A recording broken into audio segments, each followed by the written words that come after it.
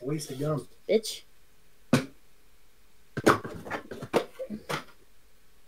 Yeah. No, not that nasty thing. I'll hurt you. Now go away. I thought you... Gimme. Now. Go sit down so we can do this. Ain't nobody used to give a damn. Yeah, I had to go and make a different plan. Yeah, guess who didn't get included? Even though you made me better, yo, I strictly do it for the fam. And welcome back to What Grinds Our Gears, the podcast, people, where apparently I'm still a murderer. Ah, well, joining me right now is Shweebe and Phoenix!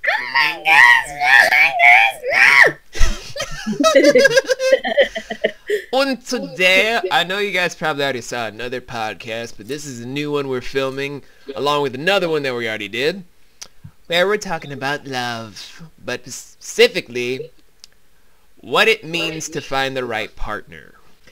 I kind of stumbled across this idea while just talking to Shweebes and Phoenix, because I was like, you know what? A lot of people try to say what their whole ideology is for finding the right partner, but they always just cover all like the surface level stuff, just like, oh, we wake up every day and just, even if it's just nothing to talk about, the awkward silence isn't awkward. It's like, no, bitch, it's still awkward. Yeah. Can be if it's not the right person. You just kind of look at them and go, gotta go. Bye. Money's on the table. Bye. I'm gonna just go get some cigarettes and be right back. Like, and then never come back. It's like, bye, Felicia, and drive as fast as you can away because you do not want to be part of that awkward silence breakfast afterwards. Oh, yeah. That is the most just like, oh, I'm gonna eat this real slow. Then hopefully by the time I'm finished eating this breakfast, she can stop staring at me. Even though it tastes like piss and vinegar, I must power through till I can get to the front door when she least expects it. But yeah, just those whole surface level stuff never got to me. And although I've been in and out of relationships like a Mad Hatter, because finding the perfect woman for myself is hard. I'm a perfectionist when it comes to love. There are people like Shweebe and Phoenix who, as of this year, have been together for 12 years. We'll be together for 12 years come this October. Come this October. Which is unbelievable. We were just talking about this, and I was like, no, that's not right. Pulled out a calculator, I was like, oh my god, that's right. It doesn't feel like that long, especially if it's, you know, the one person that you're just like, yeah, I could see spending the rest of my time with you.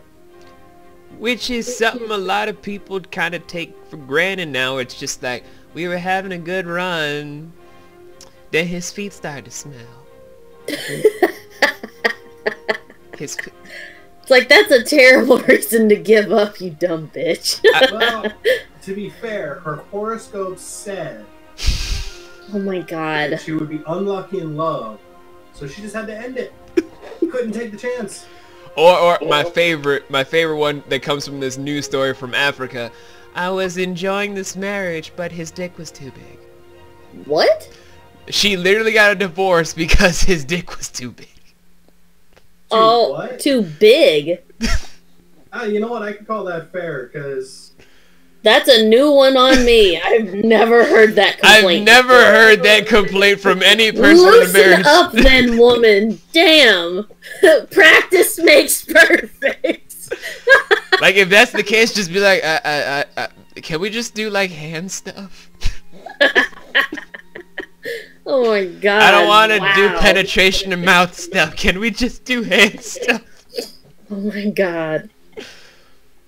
I have never heard that before. Oh wow. Really? It's a legitimate news story. You can look it up somewhere. Lady divorces husband because his dick was too big.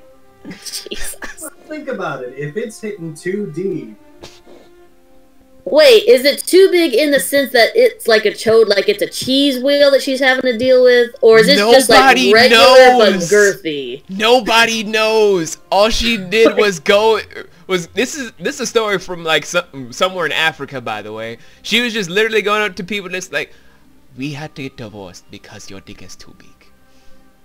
Wow. Come again? Wow. How is that a bad thing? That's my... Because it's a divorce. No, I mean the being too big part. I mean, if it's too long... Get your ass in the porn industry then, because you will get mad money. They pay extra for the thickness. But still, though, from just those small petty reasons, people just all of a sudden give up on love to then just be like, you know what, I'll just settle down with my 533 cats. Hey, I'm still intending to have that many cats when I'm old. Yeah, but it's just like they give up on finding a human person to love. That's where it's a problem, because you need someone to scoop the poop. This is true. And then it's just like, guys, we live very short lives. Mm-hmm. And there are billions upon billions of people, not only on this planet, but possibly in the solar system, that not a lot of us can divulge into. You gotta find love somewhere. Right? As long as it's not a fucking continent, you godless freaks. But I wanted to marry Antarctica since I was a little boy. Hush your fucking mouth. She will forever give you the cold shoulder, son. Don't bother. Almost said cold shoulder, shun. Good job, me. Bravo. Glad I caught myself.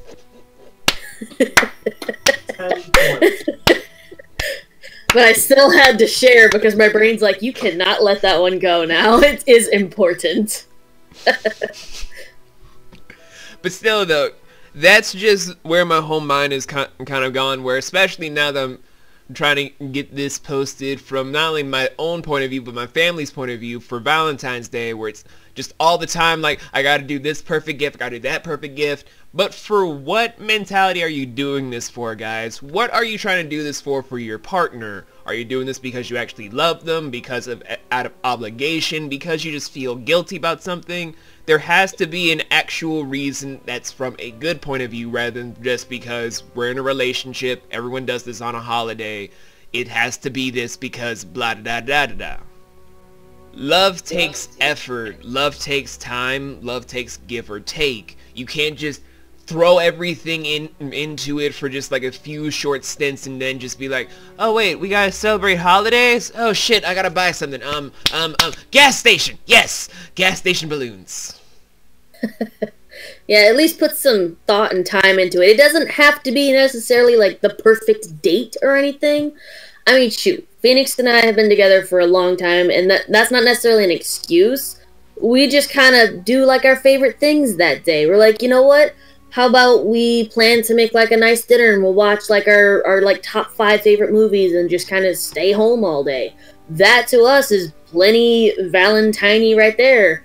We don't bother with like the excess gifts and stuff. We're just kind of extra cute that day, if anything. We're just like, aww, it's Valentine's Day, but I still love you just the same. But I just have a bigger reason to go out and do grocery shopping and then spoil us both. That's the fun part. I mean, provided you're doing it for that reason and not because, oh, this is a major holiday, I have to, otherwise I will look like a bad person who doesn't care about my significant other. I have to prove to others how much I love this. Right, let me get the biggest freaking bear I can possibly find, the most expensive, disgusting tasting chocolates, and this will prove my love to whomever this person is. And maybe, just maybe, they'll let me do butt stuff. Now get that puss! Like literally, I would just be at certain bars when I used to work at the boat, and I would just hear people just like, yo, because of this day right here, on Valentine's, I'm gonna tear this pussy up. Like, yo, homie, yo. Why you telling me this? I'm not your boy. You don't know, maybe I'll be the one trying to slide into your girl's DMs. Like, what the fuck? Right? Like, you don't know me like that. I don't know you like that. I could Why would I easily wanna just know? find her on this boat and be like, yo, your boy is trying to get up in your puss and then in your butt. So, here's my card, here's my number on the back. You just holler at me when you're done with him. Inspector Vinny at your service. Like, at least give something if you're truly invested. Because there are a lot of people that just try to get with the closest person and then just be like, well, at least I'm not alone. And then you're just gonna be alone with a person. That's not love, that's settling, and I hate settlers. Mm-hmm. May I quote something that I have always found to be truly profound? Yes. It is okay to be alone when there is nobody around you. It is not okay to feel alone in a crowded room. This is a quote from Robin Williams. May he rest his soul. I'm probably butchering the quote, but the point is still the same. Just because you're with somebody does not mean that person is with you. Right, because you cannot control how that other person feels, but you can control how you feel. If you are, in fact, with that person, you should never feel like, even though they are there, you feel so alone. That is the most horrible feeling in the world. It is the psychological turmoil that it gives you is so not worth it. Be with somebody that you're going to be happy with. How my philosophy has really worked out in this. Now, I'm not an experienced dater. I'd say at most before I met Phoenix, I kind of dated like 2 or 3 guys. That was it. But it never went anywhere because I was very young. So to me, that more accounted to like puppy love. Phoenix and I met in high school and we hit it off and treated it like best friends. That was the best way I felt that it worked out, because even to this day, after almost 12 years, we still treat each other like best friends. But the terminology that I heard from Aaron from Game Grumps, if you don't know who that is, go check him and Danny Sexbang out. They are freaking hilarious. But anyways, how he phrased it was, you want to find that person in your life that can be your best friend, but you want to fuck. That's how it works. You want to be with the rest of your life, but they are still your best friend in the whole world. And between Phoenix and I feel that's the same. Honestly. Because we do all kinds of stuff like best friends would do. I've had some people ask, like, are you two brother and sister? Like, ew, number 1, no. And 2... Wait, you mean in like an Alabama? No, this was a New York kind of thing. They asked... Oh, I see what you're saying. Yeah. Okay, you're nasty. Ew. You're good nasty. Sorry. Nasty. No, they legit thought we were brother and sister because we were so close. And I was like, no, we're practically husband and wife. And every time people ask, well, why aren't you married? Because you don't necessarily have to be together. You could be domestic partners. Exactly. We're strong enough to be together without needing a piece of paper saying what we already fucking know. So, there's my whole little rant on that. And it's so an important rant, Shweebe. It's important because that's the whole point I'm trying to sell. My point is, if you're not going to be together without the piece of paper, you shouldn't be together with it. Mm-hmm. And I think that's something that people have seriously lost track of. It does seem like that since divorce rates are higher than 50% now. People are getting married and then they'll be divorced within a few months to a year tops. It's really sad. It's like, then why the hell did you guys get together and go through all that bullshit of a wedding in the first place? And then get everybody involved and then there's nothing but drama afterwards. And heaven forbid there's kids involved. That is a whole nother story. Honestly, if you're gonna be with somebody and who actually you love and they love you and you know this without a shadow of a doubt, you know, I don't know. There's so much that I could say on that. But I think ultimately what it is don't forget that it is a partnership, much like a business. Everything is 50-50. No one side should be more so than the other. That's all I had there. I think I had a point that I was trying to make, and then my train just kind of went, bye! Forget your point altogether! But it all kind of makes sense. No, it definitely makes sense. It definitely makes sense. So, all I'm now thinking now is just back to every single relationship I've ever had where the closest that I think I had to a genuine 50-50 were my two genuine fiancés, because eventually it did become a real 50-50 thing close to the end, because we got together for like my first love a really long time, even though during the first 2 years we kind of had the stint of whenever we were on break or had an argument, we would have outside affairs and then just be like, I kind of fucked up. But we did kind of come together near like the end of our second year and then third year, and then when the miscarriage happened with the first love, that's when I kind of took notes on that. Then when I got engaged the second time when I was living out in Europe, us being together, although a bit of a struggle for the first half of our year together, when we finally got down for the proposal thing after 8 months, and then during the last 4 months before I came back to America, we still had an actual 50-50 bond where we were good enough friends, we did enough stuff as lovers to be on an equal playing field and stuff. But again, life kind of just screwed up where now I'm almost 25 years old coming this June. I've learned a lot of stuff, and the only love I still have today are from my 2 adopted kids.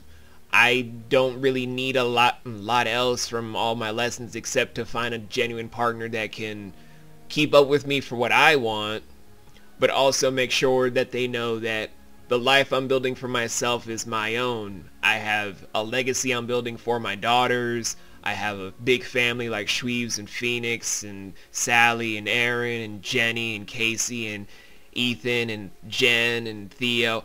A lot of different people that I want to know that I'm working super hard to make them proud of me through every single step, because they're my whole world. They're my life. If I can find a partner that can do that whole equal balance dance of keeping me up but know that my dreams matter first, that's what I want. But in the world we live in today, that's a bigger struggle than just trying to find someone to fuck. You can find anyone to fuck on the daily. Just go on to any social media, just be like, I want to have sex. End up with like 763 billion people just trying to get their puss wet or their dick wet just to fuck you. But to find a real relationship, that's fucking hard. Especially with so many people just treating it as a joke or just something to just do until you find something better. You